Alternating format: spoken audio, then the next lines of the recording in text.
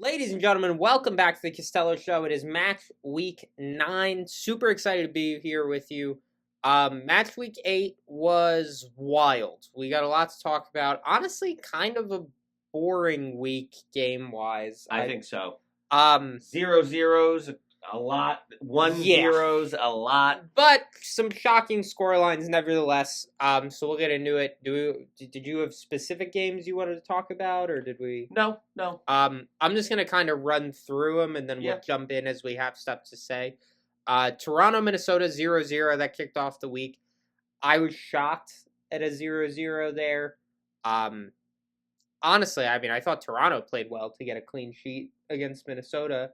Not that Minnesota's some like super high powered offense, but I was betting on an Oluwaseyi goal that match.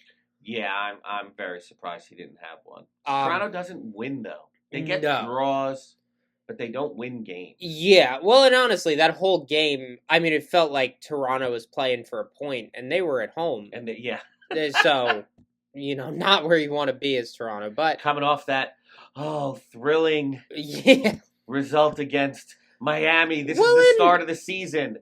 0-0 draw at home. Yeah. No. Welcome back to earth. Yeah. New England 1-0 over Atlanta. Big for New England. Nightmare scenario for Atlanta. I mean, there's no excuse to lose 1-0 to New England at home. Almiron did have a goal. Yeah, did get called back. Yes, I agree with you, but here's the thing. The Almiron goal, I don't think it should have been called back. There was some debate about this. He was technically offsides on the buildup, right? Now, it was about 6 passes before the ball gets to Almiron. But whoever it was, I don't even remember now, was offside. There was more to what they were saying, though. What I saw in the 20 seconds I tried to understand what happened, but what I saw was it was like a shot that got deflected, and the guy who fielded it was offside. And they were talking about whether that was intentional or just a deflection, an intentional pass or a deflection. Right. And then it comes down to how the rule's written. Is a lot of gray area. Yeah. To me, that shouldn't even matter because it's 4 fucking passes before Almiron gets the ball. I know that the rule is you let him play and because whatever. You can't undo stopping it. There needs to be some stop as far as how far back you can go on VAR for a goal. Like how far are we going to run it? Because I fouled you 2 minutes before that and they didn't call that. Well, if they would have called that, then this goal never happened. So how far do you want to go back here? Offside is a little more black and white than a foul, though. Right, because it's part of the same attack, I guess. I don't know. But that wasn't even the big controversy. That goal. The controversy was the way the rule's written.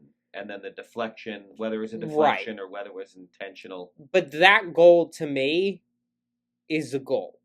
I don't feel like... It was a banger, too.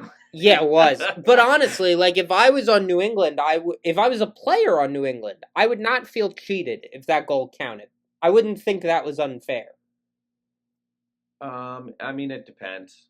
Because you're going to look at what the letter of the law says, and the letter of the law says it was. So, I don't know. You probably would. Also, the deflection...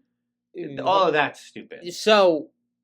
First of all, if it's off a defender, it should, in reality, it really should negate everything because now you've reset.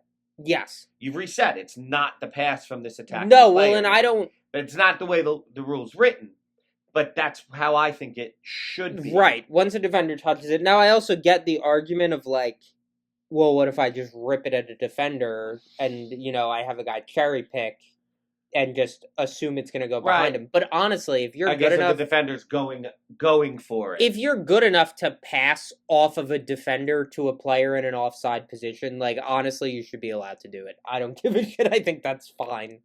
If people are going to figure out how to work the rule that way. That's a true deflection.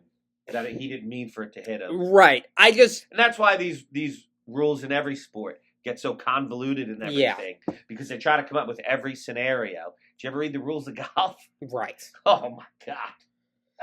No, well, it's one of the things I like about soccer is that it's a 17. I mean, it's practically a pamphlet more than it is a ruled book. Yeah, but I think it winds up being a negative. It leaves a lot to too much. Yeah, be debated about. But I'm gonna say this Atlanta team, they might be the most LA Galaxy, LAFC. Yeah, because they might be the most disappointing team in the league. Not quite. God, the LA teams they're pretty disappointing. Yeah, no, I would say most disappointing team in the East. Yes, definitely. And maybe New England's not as bad as we thought. Yeah, that too. New England's pretty bad, but their only goal was a PK. By the way, a 1-0 game, and the only goal is a PK. Yeah, it's pretty fun. I want no part of watching that game. Moving on. Orlando Red Bulls, another shock 0-0 draw. Man, Orlando got blanked the week before. And now they're at home playing the Red Bulls. Yeah. And I thought, cha-ching. They should have been green lights. I mean, it's going to happen. I will say this. The Red Bulls defense, I think, deserves more credit than I've been giving them lately. We knew Carnell and the Nealis brothers, and we know all these guys, but they did look good. I mean, it's not like Orlando didn't try to score. No, but they also played a man down after Schlegel's idiot move. That's true. That was one of the dumbest. He has a lot of idiot moves, dude. Yeah. He really does. That guy's always pulling crap, man. Like, he is, like, always trying to do the little cheat things. Like, every time I watch him, he's... Yeah, no, and I don't get why. I don't feel like he's not very athletic. Right, so then that helps him get over that hump. But even still, like, you're better on the field than off. Like, Well, yes. Oh, I think he thought he was going to get away with it. Right. I don't know how. And on a yellow, I don't know how he thought he was going to get away with that. You're already... And what did it achieve? Right. I mean, why was that even worth the risk? Kind of broke up a maybe play, but It wasn't even a definite... It's not like it was a professional foul, necessarily. No. Cincinnati 1-0 over DC United with Noah Vander again. Yeah. Honestly, the only reason I wrote this game down was because why is Evander not playing? Is he hurt? Yeah. What's wrong with him? I don't know specifically, but he came off of not this game, the previous I game. remember him coming off, but why can't I get any goddamn information no, the MLS about whether or not he's hurt? Yeah, no, it's awful. Well, hopefully he's back soon. But regardless, 1-0 without him. Charlotte 1-0 over Montreal. Oh, wait, one thing? Yes. That goal, that dude that looked like Elastigirl, that was pretty impressive. That was a fucking banger. Yeah. I mean, it wasn't an Elastico. It was, I don't know, his knees looked like rubber. Yeah, I don't know how he did that. It was really, was it Valenzuela? I don't even know. I think that's right. Really weird how he moved. It was, and the defenders looked stupid. No, they didn't know what to do. No, I could see you looking stupid on that. I've never seen anything like that. And here's I mean, I'm not some professional level dribbler by any means, but I can do a lot of skill moves. I can do dribble tricks. I'd say better. I would say better than your average soccer player. I am with the ball, and I have no idea how to do what he did. No, but for Cincinnati, Miazga and Robinson coming back, so Cincinnati D big. Yeah. Well, and especially you start getting that back line built up. Then Evander steps into an even better defense than he was playing with before. Yeah. I mean, Cincinnati's really scary. Hopefully that's all in time for Hell is Real. Yes. Charlotte, Montreal, 1-0 Charlotte. I mean, Montreal looked like shit. Charlotte... Yeah, that Charlotte goal. Montreal's defense. Yeah. That dude getting... I guess he fell? I don't know what he did. I'm not sure what happened. And then the defense all ran to the one side where the ball was like it was Pee-wee soccer. Yeah. Well, and hey, well done by Pep to be there. Yeah, well done he was in the right spot. Was it Bronico that played the pass, or was it Leo? It might have been Abada. I'm not sure. Whoever I know the first one was Ajimon coming up. Then he laid it off to the left, and then that guy put it across. Whoever it was across, it was a good ball. It was this little flick. It kind of had some bend on it thing. That wasn't... Yeah. I mean, Charlotte was in the right place, did the right things, but it was so not contested. It was really horrible. And then Charlotte was horrible in the second half. No, that game was not a good game. Maybe they were too cold. Yeah, maybe. What I will say about this game, Giacomo Vrioni, holy fucking shit, dude. I mean, he didn't score. He came on in maybe the 75th minute, something like that. Vrioni is absolutely terrifying. he was a problem from the minute he got on the field. I don't know why he didn't start. I don't know either, but I mean, that was one of their big signings. He came from New England. We're going to see a lot more of Rioni this season out of Montreal. I think sooner rather than later because him and Owusu up top could be something serious. How impactful he was. Like, dude, I wasn't scared at all that Charlotte was going to blow that lead. Rioni came on, all of a sudden, I'm scared we're going to lose, not even draw. Like, right. I'm scared of giving up 2. Well, and now,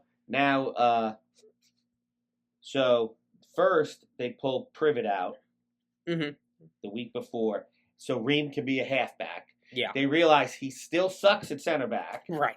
So then they pull off, who's the new guy who's great on the left wing? Doumbia or whatever. Yeah, Doumbia. They pull him off because Ream's got to have a spot. He shouldn't have a spot. Yeah. You've got your 4 honestly, guys. I don't. Doumbia and Byrne on the outside. Privet and Malanda in the middle. That's it. That's your defense. And Ream comes on when someone's tired, when you're trying to some kind of change of pace. If you have a lot of minutes, an injury, that's when he comes on. Well, and I do I think because there is something Ream adds to a team outside of being a good defender, right? He's older, he has experience, all that, and you're dealing with Malanda and Privet, who are 2 young center backs. So you do want an older, experienced guy. We've talked about this. Right. They were so much better before he came on the team. And then they took Privet off for 4 matches in a row. Yeah, no, Privet off made And then Charlotte let up 1 million goals to the worst teams in the league. Yes. So I won't listen to that. Do you remember Fuchs at the end? Yeah. What about him? So, remember he was good for 60 minutes. Yeah. And then he fell off a cliff. Literally. He was just holding guys because he couldn't keep on there. Ream looks like that from the first minute.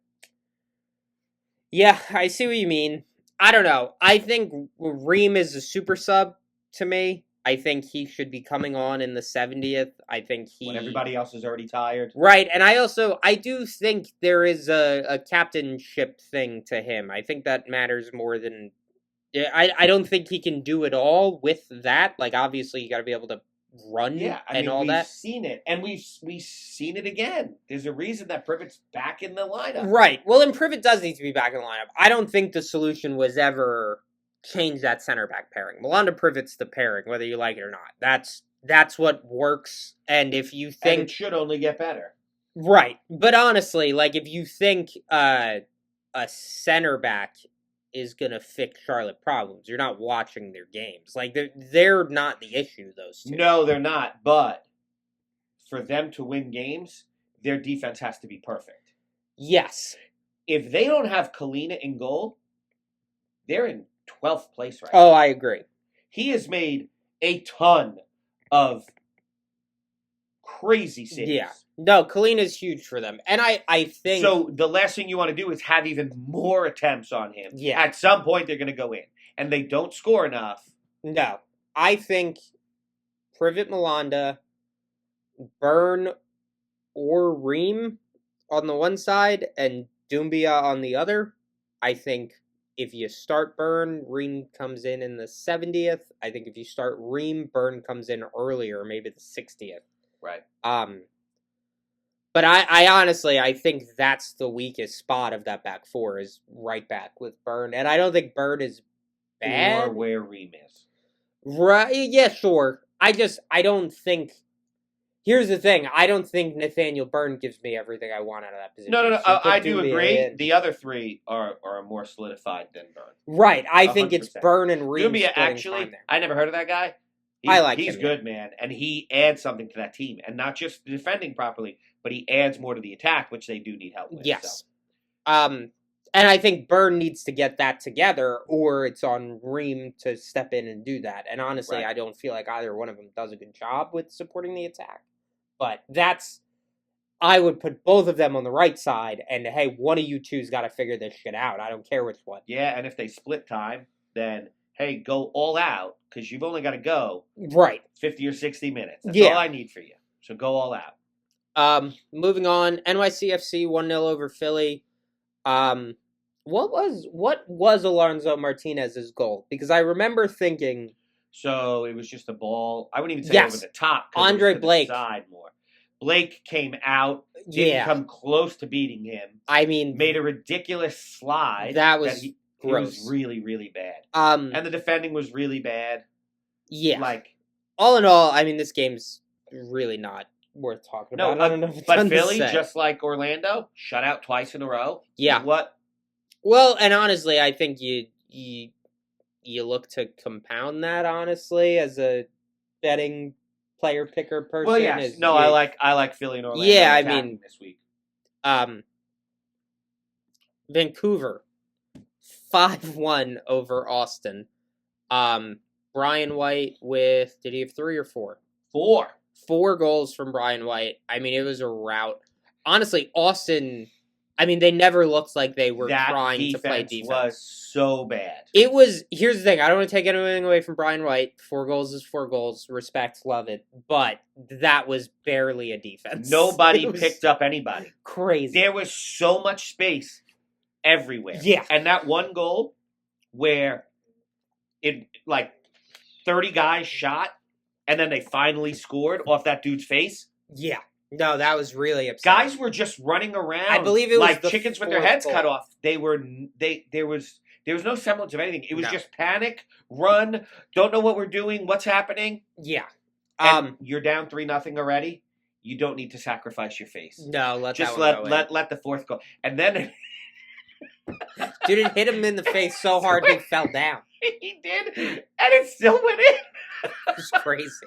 Seriously, if you didn't watch this goal, you have to go back and seriously. You don't care about any of the great goals. Palencia's goal was amazing. Watch that goal instead. Vancouver's it's so worth it. 4th goal. Right off that dude's face, man. But yeah, dire straits for Austin. They've got an easy matchup this week. We'll talk about that, but they look like they could figure it out. We'll get more into that. Seattle 1-0 over Dallas.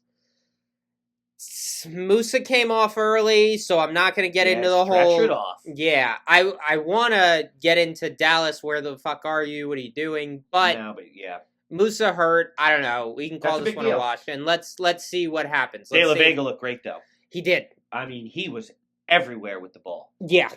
And we'll see if Musa is back this week. I don't know. We haven't got... It's only Monday right now, and we're recording, so we don't have any updates.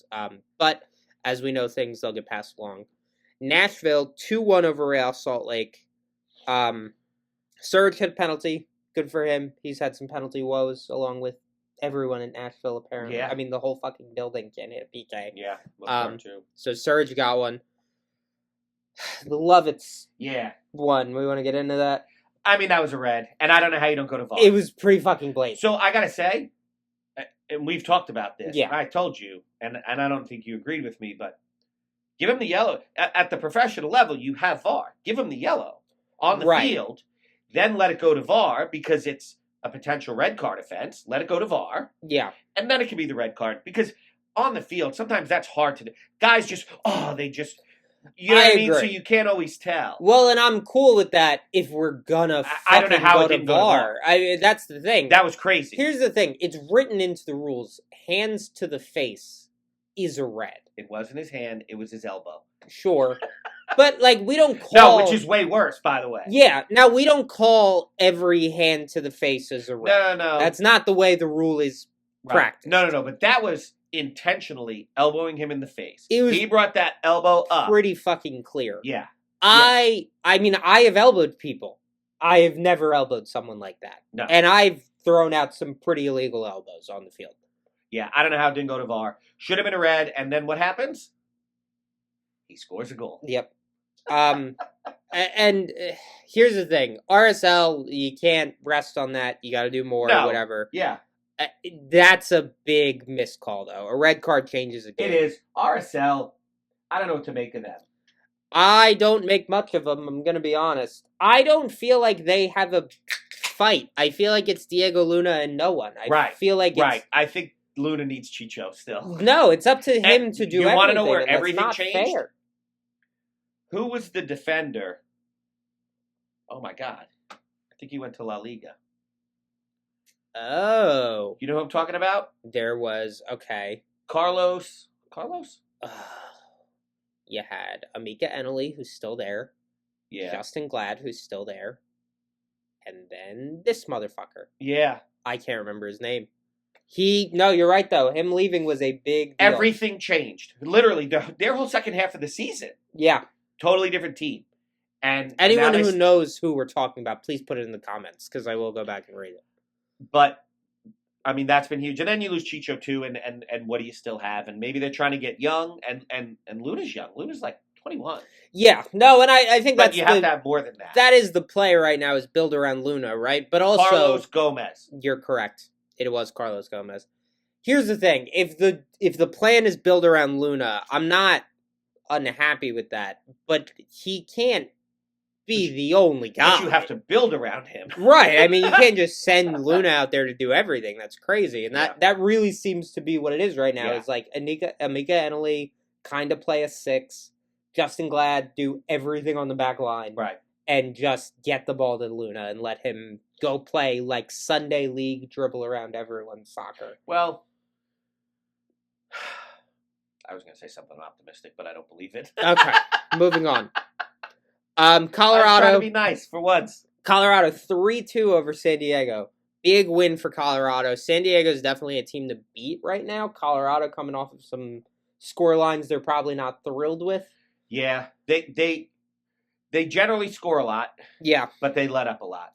And the problem is when they don't score a lot, they always lose. Right. Well, and that has been the Colorado story for a few seasons now. Is they're gonna outscore you in a shootout. Yeah. If they beat you.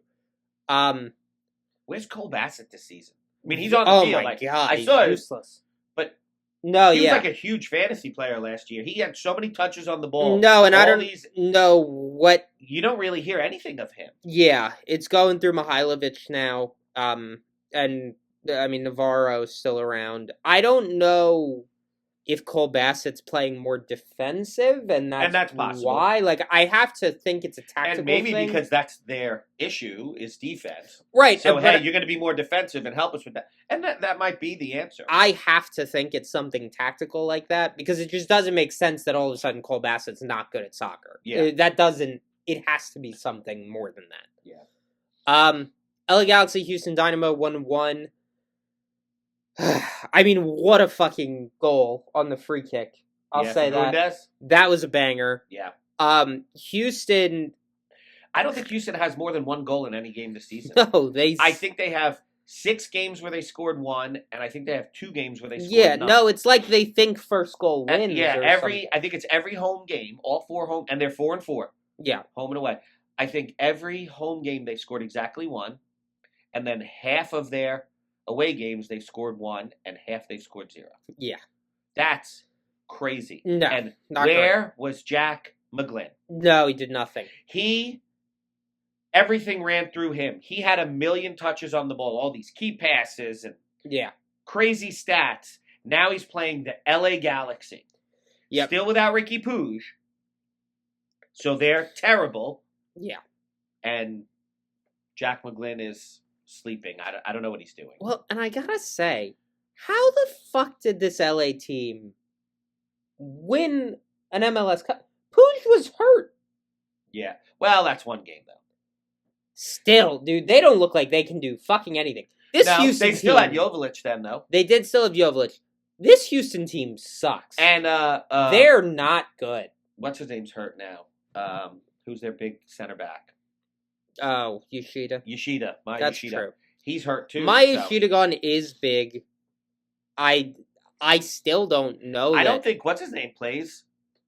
The German hurt boy. Marco Royce. Yeah, Royce. He's had some minutes. I don't think he's. I don't know what they paid for. What he doesn't play. No, yeah, I don't really get it either. Either way, though, no one should be happy with that 1-1 draw. That's a loss for both teams, as far as I'm concerned. Well, and LA was losing. Houston was winning, and then LA had a man sent off. Yeah, and Houston gave up the lead. Right, up a man.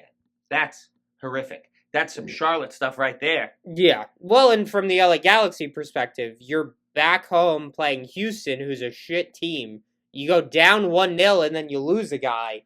Even getting back to 1-1. Oh, fantastic by LA. But this isn't what we wanted out of this game. Motherfuckers, like, we'll take it now, but... Yeah, I mean, they have no wins. They'll take a draw. Right, but they gotta get a win soon. Like, we can't keep doing this. I mean, they play Austin this week.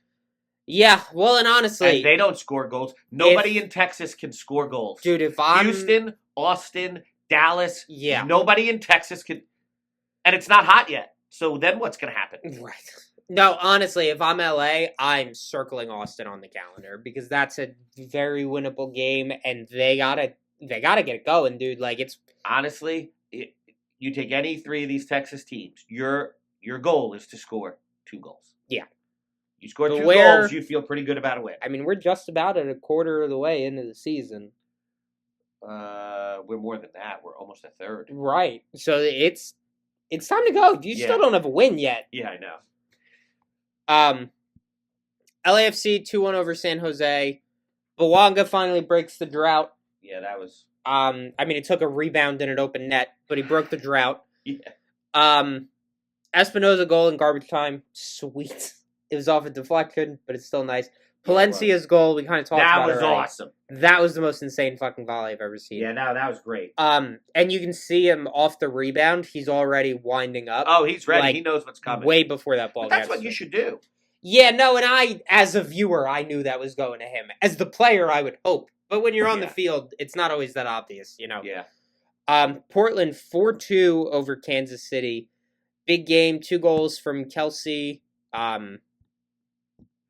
I mean, just a good game from Portland, honestly. I don't have a lot to say about it. And a bad game from Sporting. Yeah, Jovic with a cheeky pen. Yeah, he had a little Panenka. But then did you see, he had another PK? Yeah. And that one got saved. True. He went up the middle again, but he Why just would you shot go up up the middle twice? That's because crazy. You're like, well, he's never going to think I'm going to go up the middle. Literally. Twice. People get too into the mind games on penalty. Yeah, Just kick the fucking ball. No kidding. You're a professional. You should be able to hit that spot every time with pace.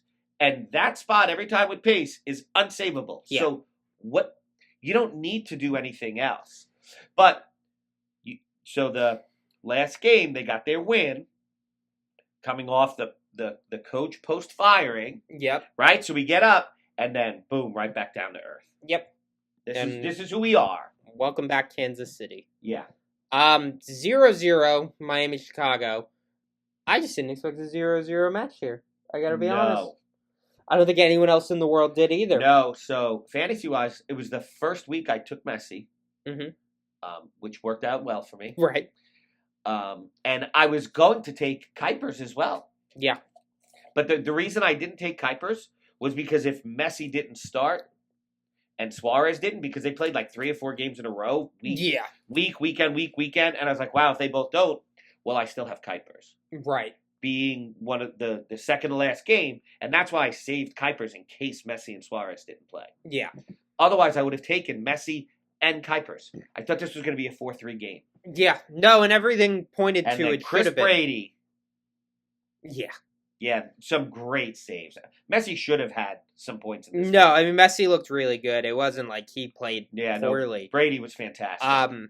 The free kick was a great save, and then there's another one early on too, run a play. Yeah, it was run a play. And then closing out the week 2-1 over St. Louis Columbus Crew. I mean, good win from Columbus, came back.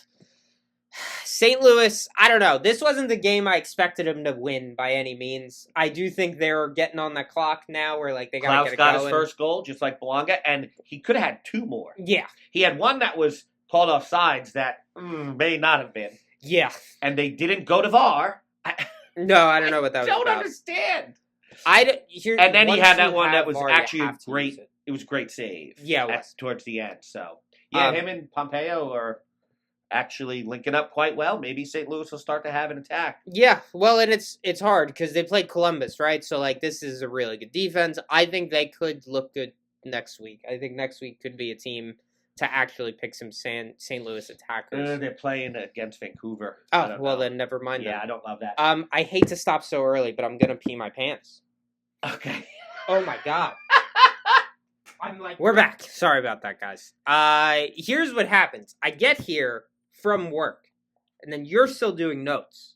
I've already done my notes at work, so then I just start drinking beers until you're ready to go. I'm now 4 beers deep, and I haven't peed yet. So my first pee... So you need to have a pre-show pee. Right. Well, it's just like I tell my players. So I have... Hey, go to the bathroom now. Here's the problem. Don't go I have during the my game. pre-show pee. My pre-show pee is breaking the seal. Broke the seal. And now I'm ruined for the rest of the show. We should get you a stadium pal. We should get me a stadium pal. One thing about Columbus. Yes. Gazdag's first game. Yes, it was Gazdag's first game. Came in game. at the beginning of the second half and played really well. Yeah. And the Columbus players were excited about him. He got a lot of touches on the ball.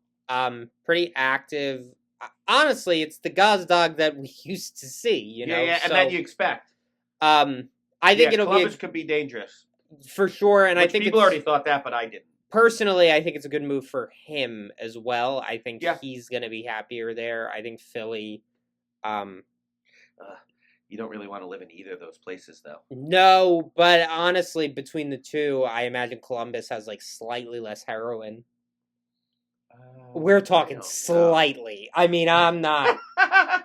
it's a little less, but it's remember less. We went to Erie, and it's right on the Ohio border? Erie's pretty rough. And everybody was literally like zombies. Yeah. And we couldn't figure out why. Philly, though. K&A. Oh, is that street? Yeah, it's like an open-air drug market, practically. K&A is rough.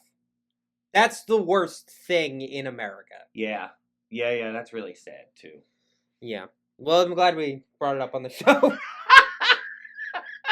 Anyway. Wah, wah. Last week's fantasy. Honestly, I mean, it was a fine week for me. 63 points. I'm not upset about it, but it's not where I want to be.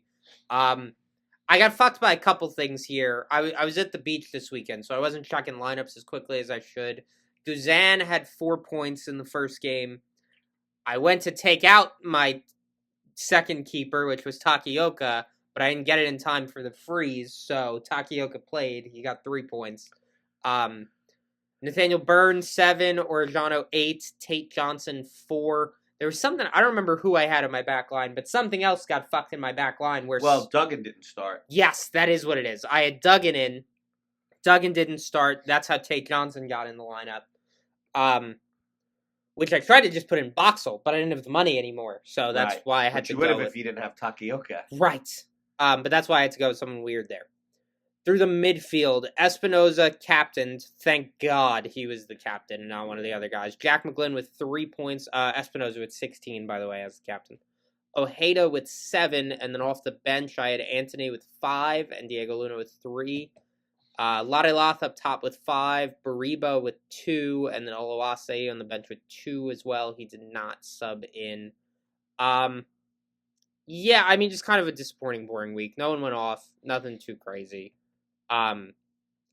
If my bad weeks are 63s, I'll take that.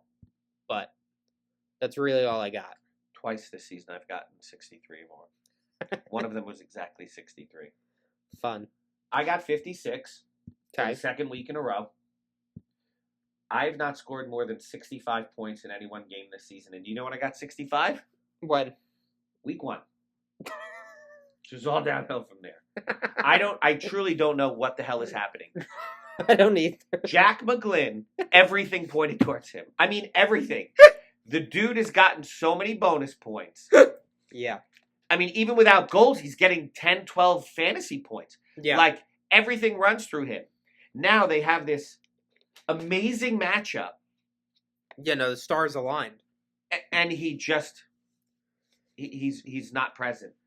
And he was my captain, of course. Right. So I had Guzan on the bench in goal. 4 points, I'm happy. If I get a keeper at 4 points, I'm done. Yeah. That's it. 4 points or more, you're done. I mean, what are you really risking and spending that money on?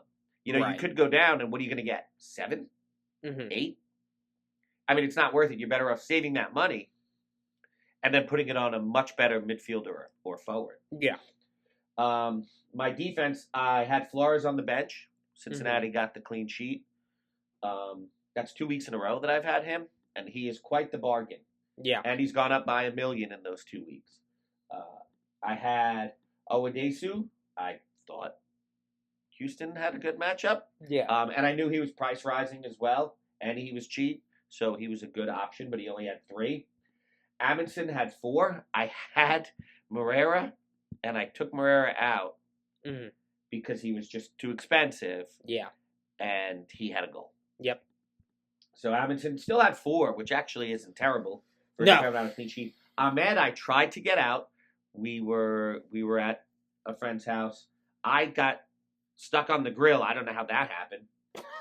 And then I went, oh shit, it's 7:29. Yeah. And then I look at the lineup, and I got to get him out. And by the time I did, it said he was locked. Yep. Still came in and had an assist, so he still had 5, which I'm pretty happy with. Yeah, got away with it. And a $500,000 price rise. I did have Espinoza as well, which worked out well. He had 8. I had Ojeda with 7. McGlynn was my captain, so 3 doubled to 6. And I had Luna with 3. I had Almiron on the bench, and, well, he should have had more points. Yeah. Muriel and Messi up top. You know, I went heavy on Orlando, I thought, after the shutout. But Muriel had 4. First week this season, I've taken Messi. I spent $30 million on this damn guy. And he got 5 points. So, awesome. Yeah. On the bench, I had Oluwaseyi, who I actually thought was going to be great, and he also only had 2.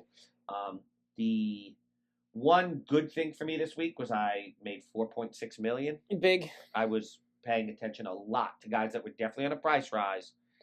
And then I wanted to get the most points. Like, I thought they were going to get points and be on a price rise at worst. So, I just got the price rise. So, I still have not been in the top 100 of Charlotte players for any week of the season. Eek. There's only 438 Charlotte players. Yeah, that's rough. Not once in 8 weeks. I mean, I got to be close to that in the overall. Overall, I'm 117 out of 438. 37th overall. The full game of all the players, 3,096 for the week, 4,460 overall out of 13,692 players. I couldn't be more. I literally was aiming for top 100 and top Charlotte player this season, and oh my goodness, that has not been the case. I have gotten myself in the top 10% overall. Charlotte wise, 37th. I mean, I would like top 10 by the end of the season, but we'll keep so. There's a lot of guys I like this week. I like my lineup, so bet against me because it's gonna be. I'm gonna get 42 points. Games. I'll just run through all of them, and then we'll go through teams we like. We do need to start picking up the pace, probably. Austin, LAFC, 1:45 kickoff. Pay attention to that because that's not a usual kickoff time. That's earlier than we're used to. We got the Crew, Miami at 4:30.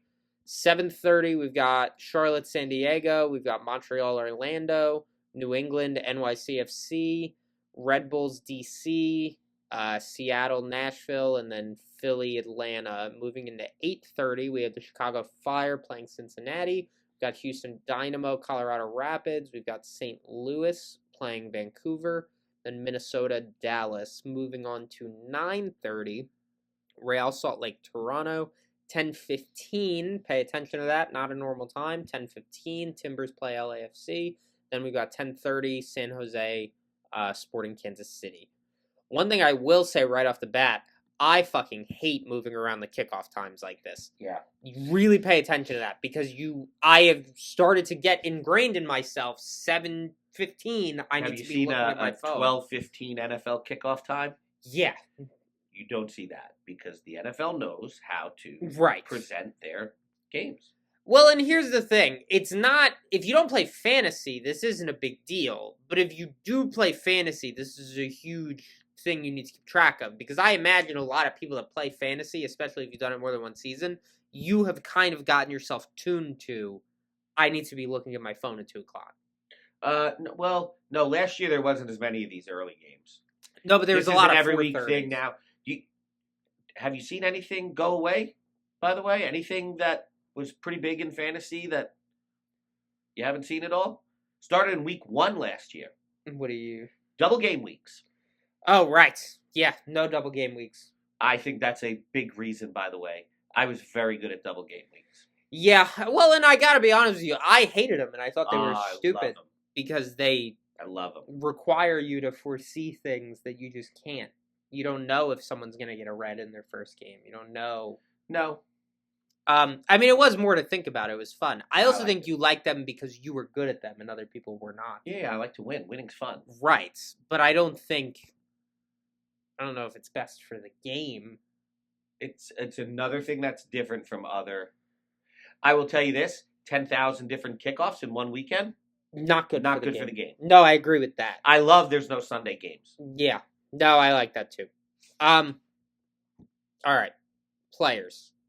So for me, defense wise, honestly, I don't love this week. I'm pretty Minnesota heavy. I've got Dane Sinclair. He's on my bench, but he's, in all honesty, probably going to be the one that plays. Michael Boxall is my center back. I went with him over Linguane just because it was a little bit cheaper. And I'm really betting on Minnesota clean sheet more than I was betting on bonus points anyway. I've got Wagner. I don't know if I love him to get a clean sheet against Atlanta, but I do like him to get a lot of bonus points. Yes. And they could His get attacking. they could get a clean sheet against Atlanta. Atlanta's Right. on the road. It could be both. He could get 15 points this week. Yeah, I just don't see how you could leave Wagner out. I've got Zvatok right now off of Austin. I don't know if I'm going to stay with him, but just budget-wise, I'm in I had him, and I took him out for Boxall, actually. I'm in a rough budget spot there. I mean, it's going to be someone in that 7.5 range. I don't know exactly who yet. Honestly, it might stick with him because I like Austin this week. Coming off that embarrassing loss, I just don't think they're going to lay down in that game. Right. Right. Oh, I had him in. Ojeda, Rusnak, Luna on the field for midfield. And then I've got Carlos Heel and Jack McGlynn on my bench. I do have Ojeda captained. I've thought about Rusnak captain. That I'm probably going to go back and forth on until game day, to be honest with you. I think I like Ojeda better against Montreal. I think Montreal got away with a 1-0 game playing Charlotte, but I don't think they really deserve that. And I think Orlando's a better attack.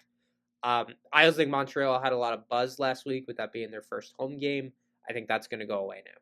So I think they're in for a rude fucking awakening playing this Orlando team. And Orlando coming off a bad week as well. I think they got something to prove right now.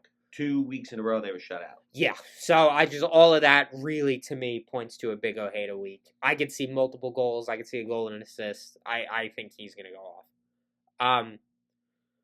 Up top, Arango, Oluwaseyi, Denke, I'm really not that confident in. Of the other two, I mean, Oluwaseyi I had last week and he didn't score. Again, it compounds, right? I mean, every week he doesn't score means he's more likely to score next week. So we're going to see an Oluwaseyi goal again.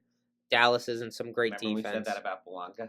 Well, but we did eventually. It took 8 weeks. But he did it. I mean, that's the thing. He'll do it. How many games you lost and how much money you lost. Well, I didn't lose any on him. Right. I wasn't picking him. But Oluwaseyi, I mean, he's done it this season. It's not the same. Oh, no. He's much better. Arango, I don't know. Here's why I went with Arango, because Espinoza was the one that scored last week, and Arango didn't really seem to do much of anything. Yosef had the assist, so I just think Arango's due. Denke, honestly, he's the one that could change to me. What that's really going to hinge on, if I find out Evander is playing, I will move everything around to fit Evander in. Yep. If Evander is playing, I will also leave Kevin Denke in on the bench because I think he'll just get more chances. Right. But I don't know that I like Denke without Evander right now. Right. So that's where I'm at. John, what do you got going on this week? So right now I got Stuver in goal. Mm-hmm. It's the first game. LA Galaxy on the road. And like you said, Austin coming off that awful defensive performance. Yeah. I could definitely see a clean sheet. I did like St. Clair. Like I have Boxall. Mm-hmm. I did like St. Clair, so that's something I'll think about. My back line, Wagner, Boxall, and Ali Ahmed. Wagner for all the reasons you said, defensively and offensively. Boxall, I thought about Longwani. Boxall scoring so many more points, and Boxall will be more likely to be on a price rise as well. Right. And then Ahmed is definitely on a price rise. I like their offensive and defensive matchup. Mm-hmm. And, I mean, he's the perfect guy. So, right now I got 2 scrubs on the bench for defense. I'm just going with these straight 3. I'm trying to save money so I can actually and scrub out right away so I can actually spend the money on the guys I want. Right. And I don't love a lot of defensive players. You The don't one want, defensive player I do like is the dude that you had from Austin. So Yeah. I might put him on the bench playing in the first game and throwing a scrub defensive player out there. But right now with my current setup, I've only got 1.15 million. I can't afford that guy scrubbing out. But I could scrub out. Right now I got a cheap striker on the bench, so I could scrub out him. So my midfield is very expensive. Espinoza, Heel, Luna, Rusnak, and Ojeda. Love Ojeda for all the reasons you said. The one thing I am a little scared of, I'm a little scared of the cold weather. Yeah, I thought about that. Jack McGlynn is where I saved the money a little. Yeah. Though I didn't save that much. I saved money on Luna a little bit. He's 8.8. And Well, actually, I had Heel is Luna. Heel's less than 10 million. Well, too. I have Heel, though. The difference is you have Espinoza and I have Jack McGlynn, but how much is Espinoza? 10.3. Oh, Jack McGlynn's 10.10, so we're about the same, honestly. Yeah. Do I have more money than you? I have 123.35. I do. That's why. I've got 125. I was like, how There the you go. fuck? So that doesn't leave me much up top. Yeah. So just like I like Espinoza, I like San Jose forward. I like Yosef.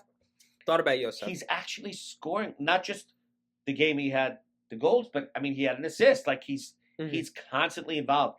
And dude, he used to be the best player in the league. Like the big, and there's so much around him. Like I think, and he's only 8.2. What's Chicho cost? He's over 10, right? 10.6. Yeah. Yeah.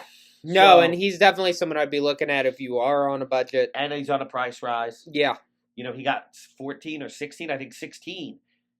As long as that's in the 3 games, he's getting 500,000. Yeah. So he's a definite price rise. Right now, I have Choupo-Moting. Red Bulls score at home, They do. and DC doesn't really defend very well. No. So Certainly not on the road. I couldn't fit Forsberg, and he always scares me anyway. Yeah. And No, I he's really agree. expensive, and I need to save money. Choupo-Moting's only 8.8, which is pretty cheap for a good striker. Right now, my other guy is Damiani on the bench. Mm-hmm. I like Philly, like I said. Damiani's always involved. He just hasn't scored yet. Yeah. And you look at a lot of the dream teams every week, and it's a whole bunch of guys you never heard of. Mm-hmm. You know, Baribo right now isn't on a price rise. He's really expensive. Now he could go out and have a hat trick this weekend. Yeah. But Damiani's $6.4 million. That is it. Yeah, that's a steal. So he's on my bench. You see what happens. He's in the 7:30, so I have plenty of guys playing later that I could sub out if he has a really good. That I could scrub out if he has a really good game. Yeah. So that's what I have right now. There's some changes I might make. Again, that Austin guy who I took out for Boxel, I might put back in, but I would have to change somebody else. Right. It'd probably be Rusnak because he's so expensive at 11.8, but he hasn't done anything the last 2 weeks, and they're home against Nashville. They're so good at home, and I don't love Nashville defensively. No, I don't either. If Zimmerman's back, that definitely helps, but even still, on the road, they're not very good, and Rusnak has just been killing it, and he's got 2 weeks down, come back home now. I think he picks it back up. I think he's got a big game again. Right now, my captain's Ojeda just because he's been so consistent. Mm-hmm. But I'm thinking about Rusnak, Espinoza, Martinez. I even thought about Wagner. I just think that's so risky. Yeah, I agree. But I don't know if it is. I mean, does he often get less than 6? Because a lot of my captains have gotten less than 6. I'd have to look. I don't know. I definitely think it's... I never like a defender as a captain. No, neither do I. But I haven't picked many good captains. Your ceiling is so much lower. Yeah, I mean, he's got 11 twice. He does have a 2. Other than that, his lowest week is a 5. Yeah. So. I don't hate it. Yeah. Right now it's Ojeda, though. Yeah. Possibly Rusnak, Espinoza, Martinez. For me, I'll it's see as either the week goes on. Rusnak or Ojeda. So as far as betting goes, that was fantasy, but let's get into actual picking.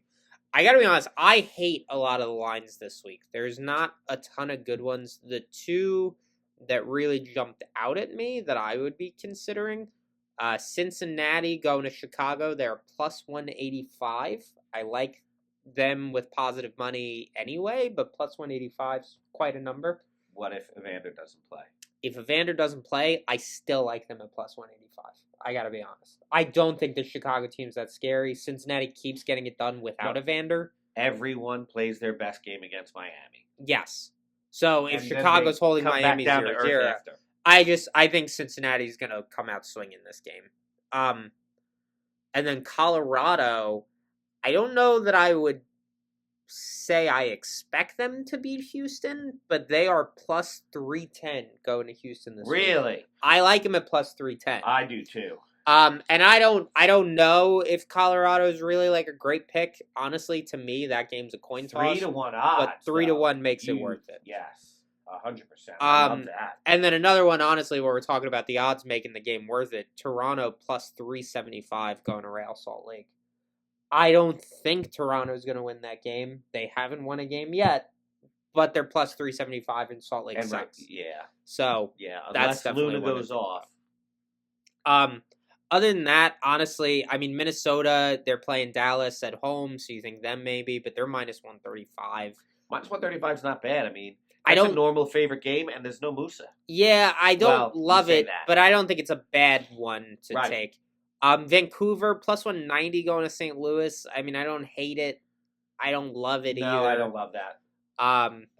It's an away team. New England is plus 150. New York is plus 160. Draws plus 240. I mean, I have no fucking idea on that game. Yeah. Red Bulls minus 115 at home. DC plus 275 on the road.